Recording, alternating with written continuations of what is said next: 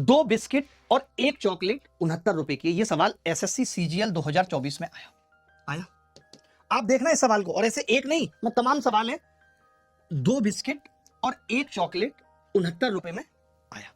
ध्यान से सुनना। आपने लिखा जी 2 बिस्किट का मतलब आप x मान लीजिए 2x प्लस 1 चॉकलेट y मान लीजिए बराबर 6। लिख सकता हूं 6, इसमें कोई तकलीफ तो नहीं है, 6 लिख दिया मैंने, ठीक है, लिख सकता हूं भाई। और ये बात तो तय हो गई कि 5 बिस्किट 5 चॉकलेट 5 कॉफी कीमत 5 का मल्टीपल होगा, तो 3 ऑप्शन है, ये तो नहीं होगा, ठीक है। ध्यान से सुनना भाई, अभी से ध्यान से देखना बहुत। मैंने कहा कि सवाल है जी 2 चॉकलेट यानी 2y प्लस, कितना मुश्किल सवाल है, आप सॉल्यूशन भी सर्च कर लेना, 3z बराबर कितना है 7 और 2 9 यानी 1। मैंने इसको भी हटा दिया, डिजिटल सम 1 ले लिया, ठीक है, 1 ले लिया। फिर आपने कहा 3 बिस्किट यानी 3x प्लस कितना हो गया 4 चॉकलेट का मतलब 4y और 2 कप कॉफी का मतलब कितना हो गया 2z बराबर, आप भी लगाओ साथ में, 9 हटा दिया हमने, कितना हो गया। यहां तक किसी को दिक्कत आई है लिखने में? देखो मैं ये कह रहा हूं 2x plus y 6, 2y plus 3z बराबर 1, 3x plus 4y plus 2z बराबर 4।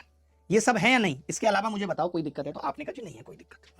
अब समझना, ध्यान से समझना भाई, सुनो मैं ये कह रहा हूं दुर्गा साहब, हम इसमें डिजिटल सम भी लगाएंगे, बीबी डिजिटल सम। आपको क्या क्या चाहिए? 5 चॉकलेट 5 बिस्किट। तो मैंने कहा अगर मैं इसको जोड़ दूं 3x और 2x तो आपने कहा 5x आ रहा है, बहुत बढ़िया।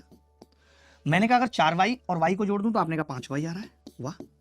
मैंने कहा 2z और 3z को जोड़ दूं तो 5z आ रहा है बराबर 6 और 4 10 और 1 11 मतलब 2। लेकिन एक बच्चा बोला कि जी मास्टर साहब 2y भी बच गया जो आपने नहीं जोड़ा, तो मैं 2y को इधर लेके चला गया।